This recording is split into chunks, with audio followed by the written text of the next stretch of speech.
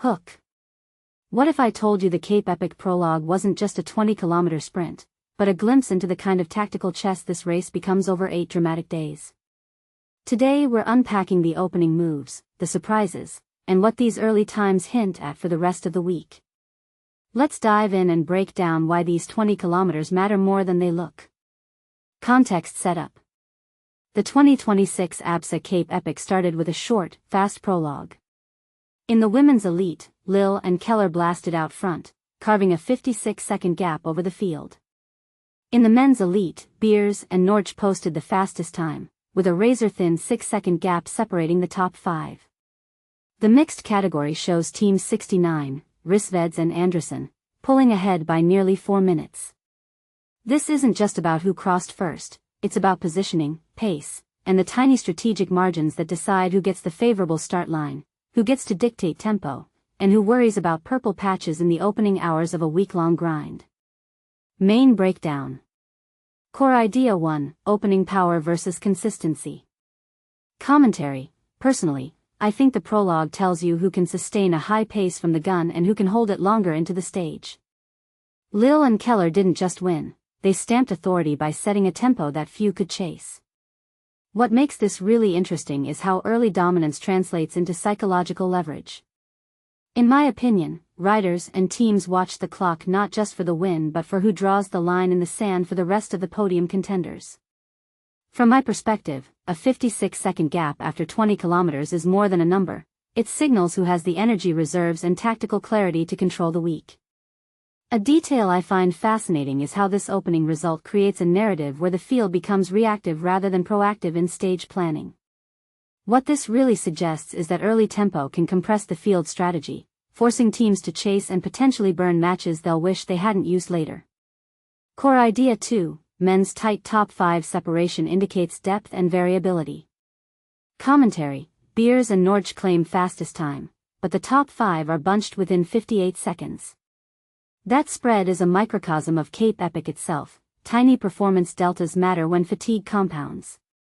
What many people don't realize is how a 6-second gap between the fastest and the 5th can alter draft choices, fuel strategies, and who dares to attack on a longer alpine climb in stage 2. If you take a step back and think about it, this kind of parity means more teams feel like they're in it after just one prologue. It also invites suspense. Every small mistake by a leader invites a challenger to seize the moment when the real physical toll starts to bite. One thing that immediately stands out is the margin psychology, the difference between "we're ahead" and "we're not out of this yet." This hints at a tougher race ahead, where strategy and endurance will outrun single-rail speed. Core Idea 3, Mixed category showing early separation. Commentary. Team 69 taking a near 4-minute lead in the mixed race signals a different dynamic. Mixed category events can fracture into pace setting by mix of male/female strength and technique. What makes this compelling is how the dynamic changes when you factor partner synergy and communication under fatigue. In my view, this isn't just about one team being fast, it's about how the collaboration translates into consistent tempo and shared risk management across terrain. What people often underestimate is how early margins in mixed events can set a tone for crossover support and pacing support later in the week, when fatigue magnifies every decision. Deeper insight. What these results collectively reveal is the Cape Epic's underlying rhythm, early tempo, strategic pacing, and psychological advantage compound as the race unfolds. The prologue isn't merely about who wins, it's about who earns first-mover advantage, who gets to dictate the pace, and who has the mental clarity to conserve energy for decisive moments later. A broader trend this points to is how teams leverage short, intense efforts early on to secure position rather than chase raw power. The teams at the top aren't just fast, they're making a statement about control over the race's emotional narrative. Another layer, the gender dynamics in prologues matter more than they appear. In women's racing, Lill and Keller's clock shows not only speed but their capacity to absorb pressure and still maintain a rhythm that could fray others later in the week. What this suggests is that the real work begins after day 1, translating a strong prologue into sustained stage potential, resisting the urge to overextend early, and balancing risk with recovery. Closing thought.